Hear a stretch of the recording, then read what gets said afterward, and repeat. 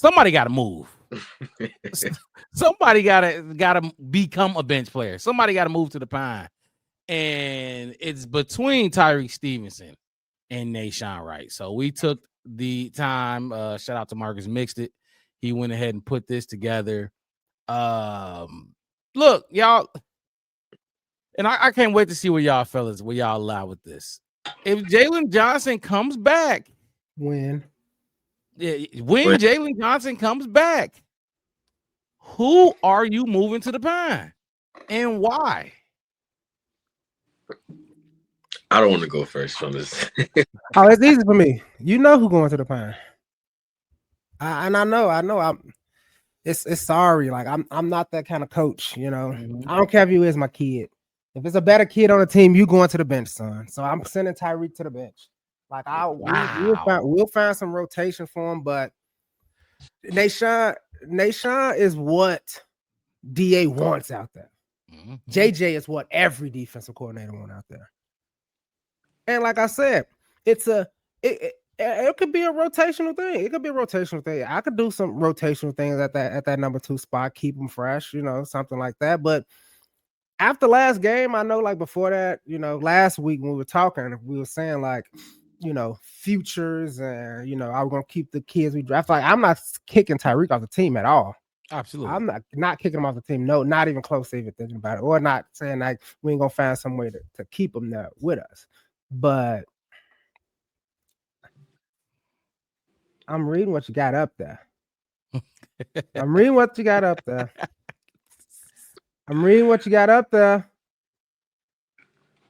And the proof is in the pudding. If anything, statistically, they equal. But like I said, who fits our defensive coordinator better? And like you said earlier on, Mark Rob, Dennis Allen is doing stuff a certain way because he has to. He don't have the players he kind of want and the talent kind of want in those areas. What's the best way to make his defense work the right way? You go put the players that he likes and got in that kind of field. And Nashon is it. Like I said, we can figure out a rotational spot. We can figure out some, you know, some certain downs, some down packages, some, you know, put them out there and kind of mix it up, kind of how you do a running backs, you know, like pretend that, you know, I mean, hey, look, we throwing Tyson Bagent out there on offense on 2-3 plays a game right now, just to try to confuse it and do kind of thing. And like I said earlier on, I said Dennis Allen, and I'm gonna go back to this because you want to hear Marcus Mixon. So let me tell you about Dennis Allen. Dennis Allen's acronyms for this season. Remember the acronyms for this season from hold on. You? No. It don't start with a U. That's Ben. That's Ben. Ben. Hold on. Wait. What's Ben? Is it UEA? UEI. UEI. Okay, that's Ben. Yes. Fuck. What the fuck was? Okay, go ahead. Dennis Allen is DAI. Those are his acronyms for his defense. Yeah, his defense is disruptive, aggressive, and intentional. It ain't no finesse. They like you said they did ball hawks. They trying to get to the ball. It's either get to the quarterback or don't. It's you know what I mean. And they gonna be aggressive on every play. They're gonna be aggressive. I mean, we brought it up in past weeks. Even with some of these completions or some of these runs, it's like a few games, don't get me wrong, a few plays, some big plays have been ran, but who hasn't? Yeah. But most of the time, this secondary is on the ball catcher. Like we not, you know, remember, I think who was it? I think it was JJ that was on the ground against Green Bay, and what's the name just kind of walked off on him. Remember that play you couldn't get over? But we ain't having a lot of that this season. It's kind of like, okay, they still have to work. There's not really a lot of, you know, and like I said, it's some big plays that everybody got on them. Don't get me wrong. Ain't nobody's perfect, but for me, give me Nashon, man. Give me Nashon. Nashon got the size. I mean, obviously got the stats, and he got the chip on the shoulder, which, you know, with the whole coaching thing and all that kind of stuff. He got a point to prove. And then it's like you said, Marcus Mixed It. Ain't no a starting job is gone. I just want to raise my hand and say a starting job is gone. And we said it before the season started when they was talking about how good Nashon Wright was in the preseason. Like, does this mean that Tyrique needs to be watching himself? And we knew one thing and one thing only in the preseason, that the number 1 cornerback spot was locked up everything else was up for grab. Number 2 could be Nashon. It could be whoever. I mean, Terrell until we heard the news about Zach Frazier. ACL. What you Say that say? again? I said Terrell Smith before the ACL. Terrell Smith before the ACL. Like, it was who wants to? It was like left tackle in a way. The rest of the offensive line is straight. Who wants his left tackle job? Because that's probably where you're gonna get how you're gonna get on the field, and that's how it is. And for me, history is a thing. Tyrique, he done did some bad things in his relationship, and we kind of ain't really forgot. When they shine right with us in the Bears, I think he's done, his due diligence. He's been true and faithful and stepped in. So that's why I'm going with it. So y'all can take over from here. But that's my whole spiel. I'll jump in. That's a hell of a spiel. That look. Yeah. Great points. Great points. Go ahead, Marcus. Mixed it. Really. Shout out to Chef West because he cooked on that one for real. Yeah. Honestly, let me start off with this. Last week, 7 days ago, around this time, I said that Nashon Wright was the weaker cornerback between himself and Tyrique Stevenson. Yep. And I told y'all my bold prediction for the game was for Nashon Wright to get a pick and shut me up because y'all stood by him so hard and said, I don't know, I feel like he's been having a better season than what you're giving him credit for. Yeah. Y'all were absolutely right. He shut me up. So I'm going to start respecting Nashon Wright from this day forth. But I think Wes, I think you did make a bigger point, and shout out to True Pilgrim in the chat too, because I feel like True Pilgrim, he said Tyrique Stevenson with no question, basically. I'm gonna disagree. I'm gonna say I'm kind of at the point where I'm on the fence because if you look at their stats, and I can go back and look, game film, the all 22 and all of that stuff. But in terms of impact, I feel like they both coming through in really similar ways. Nashon Wright got the picks. Tyrique got the pass defenses on top of the 2 forced fumbles, and he recovered 2 as well. Nashon Wright, but when I watch these games and I see Nashon Wright, is like, yeah, I feel like what I'm doing subconsciously is I'm giving him less credit because I've seen Tyrique at that CB2 spot. Yeah, so I'm glad you look at it. I look at it like that because when Tyrique gives up a big play, I'm looking at it like you supposed to be filling in for CB1 right now. That ain't getting it done. You know what I'm saying? But when you look at Nashon Wright, or at least when I looked at Nashon Wright, I'm gonna speak for myself. I looked at it as like, this is a person that's supposed to be on the bench that's elevating to a starter spot. He's going to get picked on. He's going to get beat and stuff like that. But he and these are his stats through every game this season. He's played every week. Tyrique missed a week. But they have both made pretty similar impact to the team, which I think is very interesting because I feel like you gotta weigh Tyrique a little bit heavier, especially considering this fact that this was his spot and he had to fight for it preseason. And now a guy that's standing on the other side of the field from you is putting up comparable numbers. And to speak more about what Wes said, Nashon does fit the archetype of what Dennis Allen wants on his defense. Somebody that he's going to try to be sticky. Yeah, he does kind of embody that. I might give up a few plays, but he's not afraid to go and try to attack the ball and try to make it big. And to take it a step further with that, Zay Frazier, long, tall corners. That ain't Tyrique. Now, Tyrique ain't small, but he ain't long and tall. You seen that interception he got in the end zone on Jordan Addison? He ain't even jump. He stretched. You like, God damn, that's a long motherfucker. But keep going.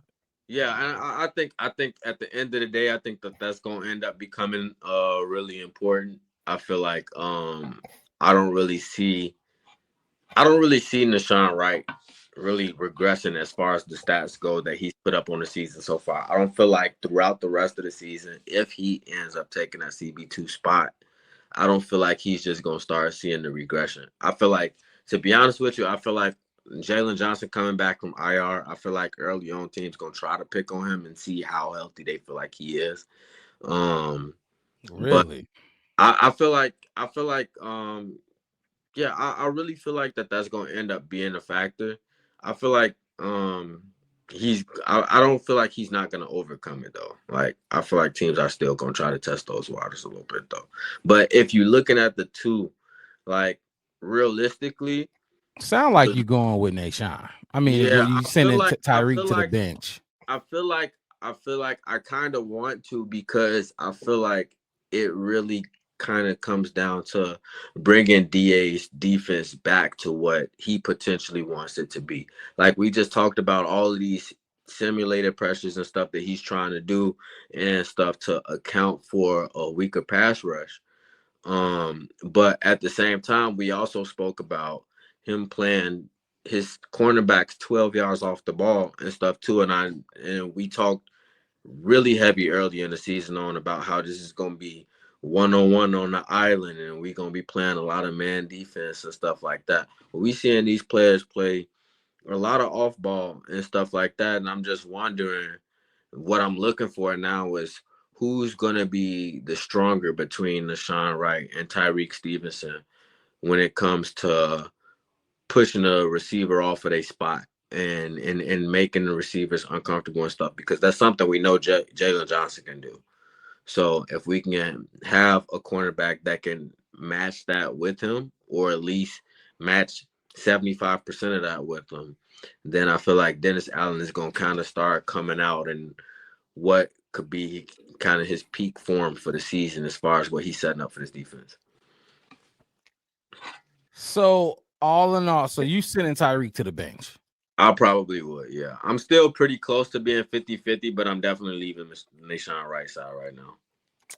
Michael Lamoth. Appreciate you jumping in here, man. I ain't seen you in here. Hit the like button for us and subscribe. He says, close one in the cornerback battle between these two. Tyrique redeeming himself regardless after that Hail Mary debacle last year. And shout out to Marcus Mixed It for the graphics. Didn't realize the stats were this close. Like, look, I didn't either.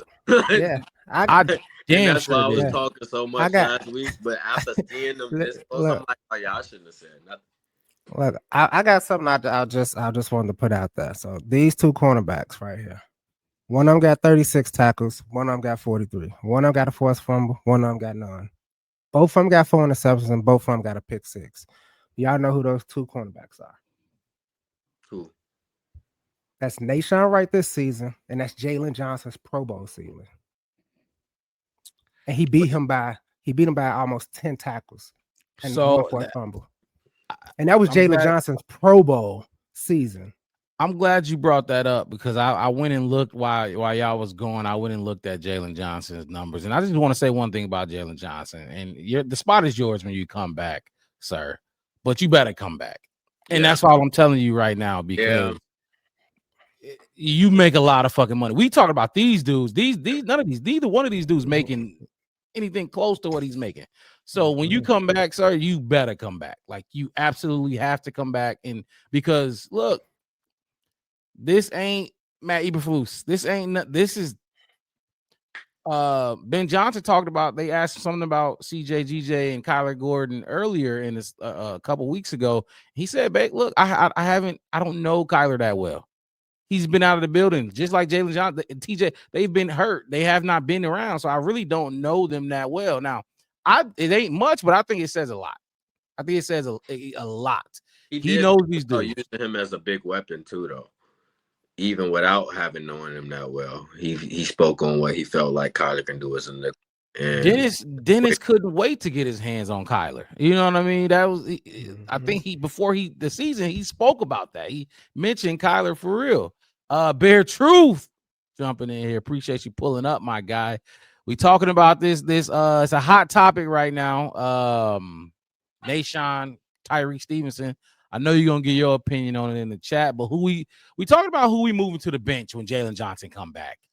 And fellas, look, it's a lot of good arguments, and it sucks because Nashon has been playing such good football. Now, he's been getting picked on a lot. Like you said, Marcus mixed it.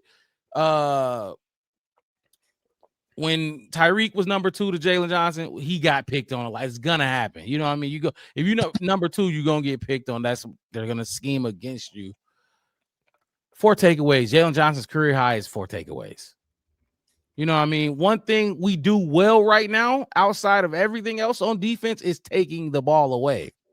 Tyrique and Jaylon Johnson, they just don't take the ball away as well as Nashon Wright does. I mean, he's the long corner that y'all keep talking about. Dennis Allen, that's what Dennis Allen wants. That's why Zay Frazier is here on his team. That's why we drafted him where we drafted him.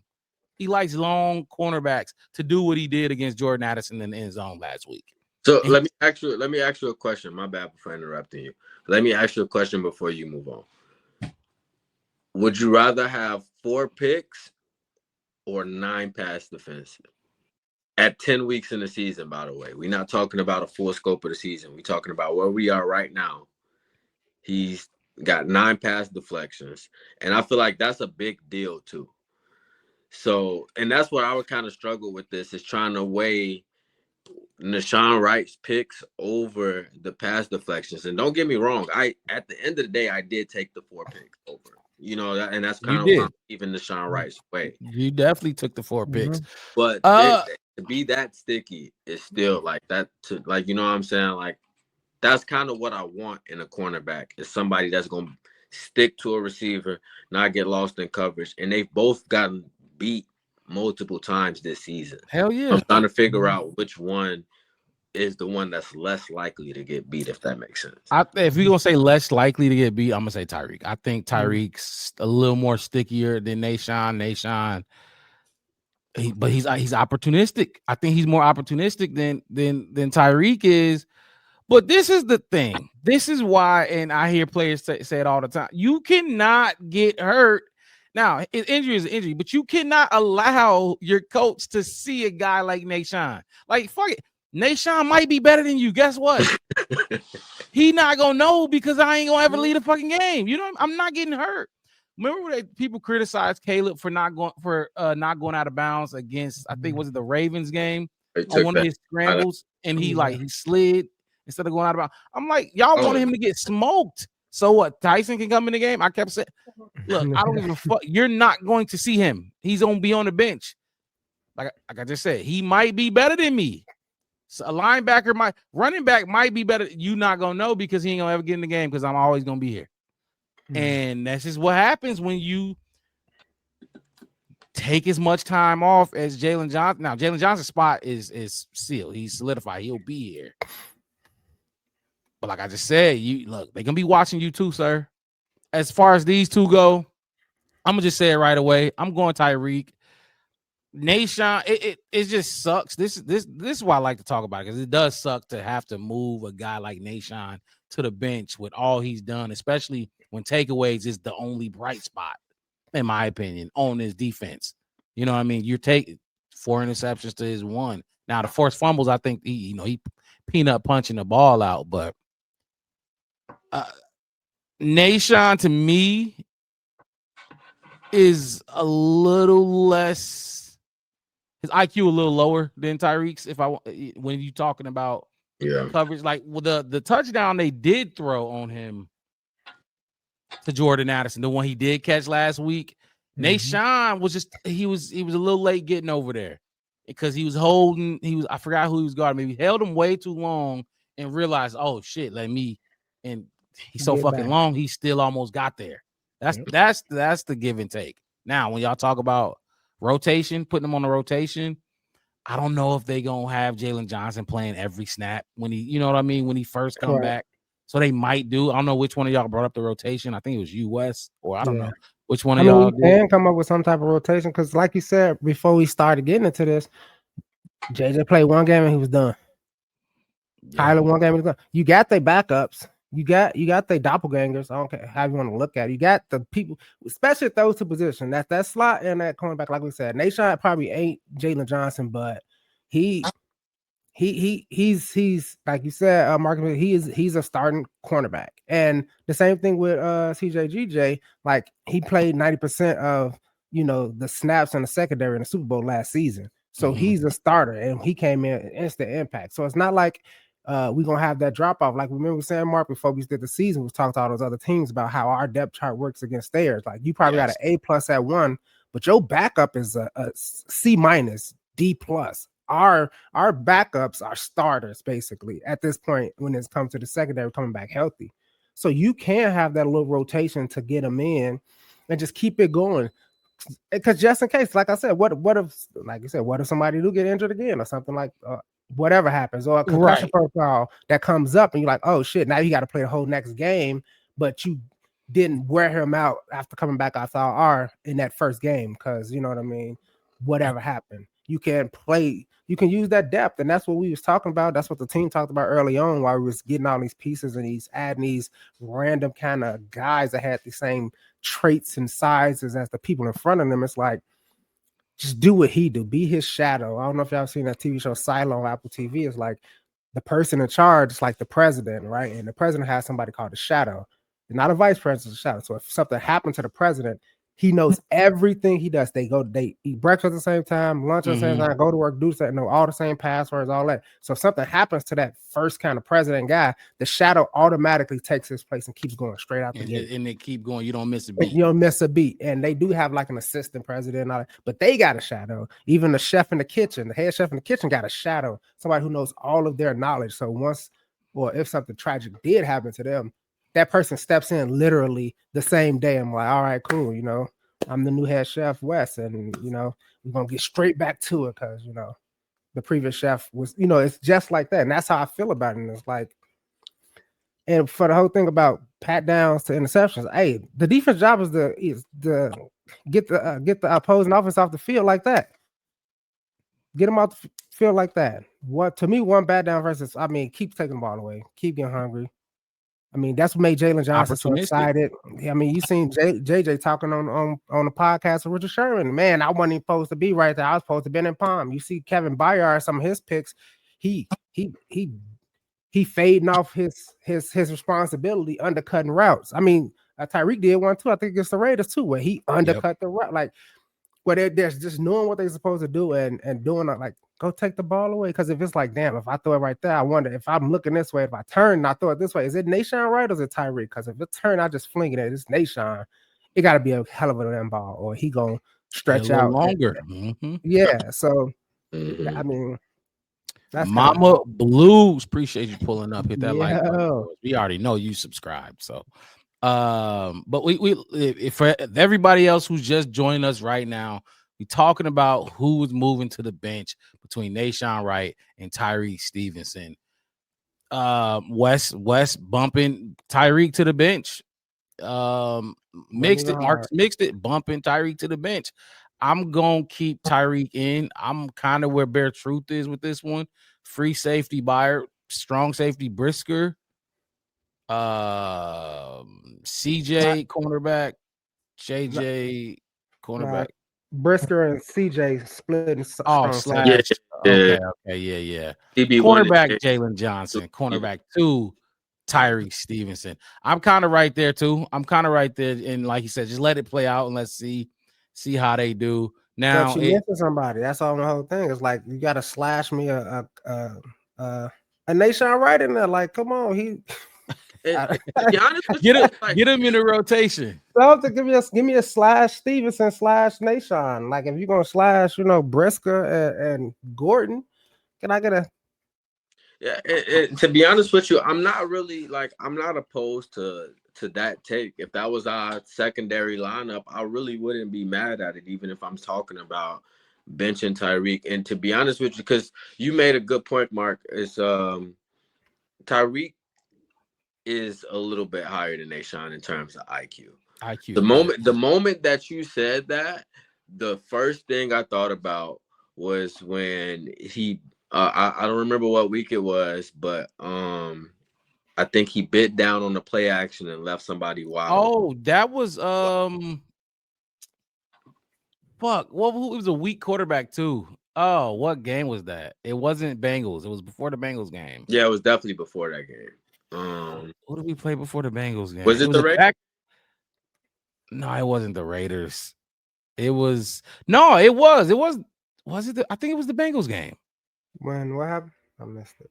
He kind of bit down on the play action and left a wide open receiver on the left side. No, it was Lad McConkey. Who got Lad? It was that's exactly Luke McCaffrey. Luke McCaffrey. Washington. Yes, it was Washington. Yeah, and that's kind of like an extreme example of right. You know what I'm saying? So I don't want to just like hold that against him forever. But that's kind of like I said, that's why I'm kind of on the fence about it, because you want a cornerback to be sticky. And I feel like when it comes to Tyrique and Nashon, Tyrique has that over Nashon. But at the same time, where Nashon doesn't have that, he makes up for that by always being around the ball in the opportune times. You know what I'm saying? Whether it's being there to recover a fumble or like he did with Jaden Daniels, or whether it's there to jump an in route and get a pick like he did before. He got a pick 6 this year. You know what I'm saying? So it's like that's another thing. That man in it, like I said, it sucks because Nashon Wright has been so he scored points, man. He recovered the fumble. He was the only one near it when Jaden Daniels. He saw before Jaden. He saw before Jaden saw it. He saw before Jaden saw it come out. His eyes was, you could tell like off that play, his eyes was on the ball the entire time. Like let me get Mama Blues in here because she got an opinion. Sure, you can make a point for Wright, but Tyrique would have to be playing terrible to be benched over Wright. I feel the same way about Wright that I do about Bagent. They right where they need to be, and if we need them, we'll be good. Bagent. Okay. Okay. No. Okay. That's too different. What's Nashon Wright's contract? How long? I'm sure it's a 1 year, 1 million or something. Like I don't think it's high. If you know that, I'll look it up. But go ahead, Wes. I know he get free Italian beats for the year. He ain't even get paid. He's just out there playing with heart, man. Get off my man Bumper. He out there playing. And the thing about the whole thing with Tyrique is, I get what y'all saying about Nashon, but this is like Nashon Wright's first opportunity to be who Nashon Wright actually think he is. Because if you go back, like you was just saying before, Marcus, he's a third round pick. He's a third round pick. I think he played before this. He played probably the same total amount of games that he played his entire career that he played with the Bears all in totality. And experience is everything. I mean, Ben Johnson talk about all the times, experience and trust. And I think that's why when I said like, hey, I get Tyrique, I get the pose investment, I get why the argument is standing there. Mm-hmm. But like we use a relationship analogy all the time. Hey, look. Tyrique is like somebody who cheated. Once a cheater, always a cheater. Nashon Wright's been faithful. He's been bringing flowers. He don't bring you your favorite flowers all the time, but at least he bring you flowers every day. Like he may be late, but he don't ghost you. He may not talk to you all day, but he give you a good night. Tyrique has done some things too. That's like, and like you said, that Commanders game, I think that was like his total of his 8th start or 8th game he ever played, and he got beat. I mean, it's like saying, he's basically kind of like a rookie out there playing QB1 behind, like trying to fill Jaylon Johnson's shoes. And I mean, damn good job, dude. And it's like you as me watching it and knowing what this coaching staff is looking for, I get the Pose thing, but I think Poe's opinion and Poe's investment on certain things is going to go by the wayside because it's like, well, this is what we want to know, what we need to win. And that's why, and like you said, that's why they went out and got Zai Frazier in the 5th round instead of a running back. Like they saw what he is. I mean, if you look at Zai Frazier's tapes at UTSA, he does the same thing Nashon Wright. He'll ball hard. What do you have? 7 interceptions in 7 games or something like that. His first year at the Division I school.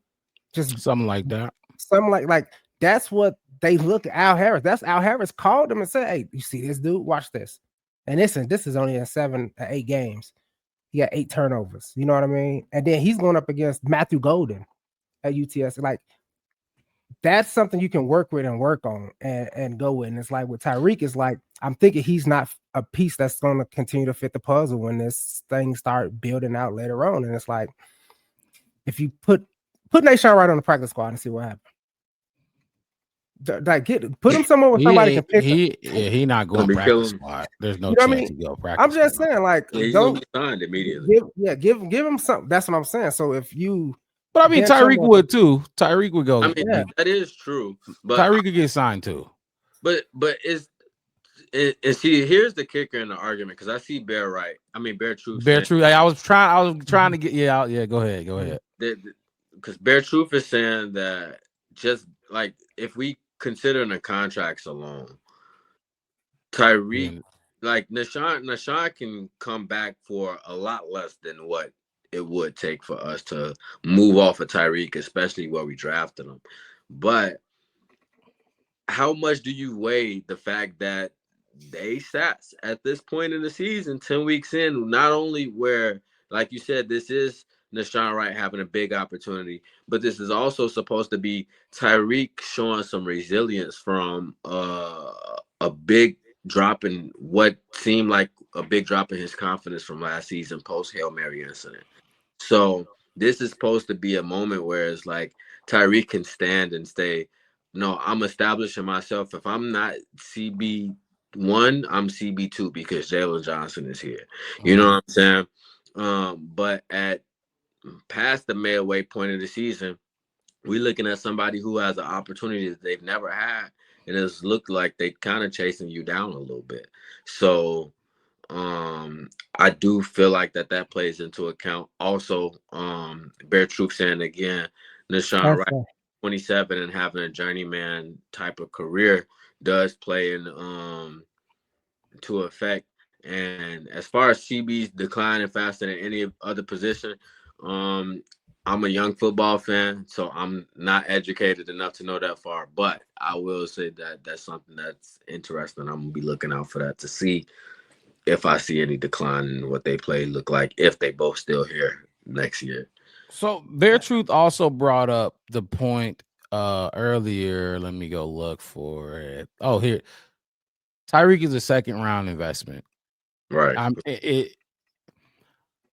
I hate this, and I was just talking to my lady about this, but it happens a lot. It's happening with JJ McCarthy in Minnesota.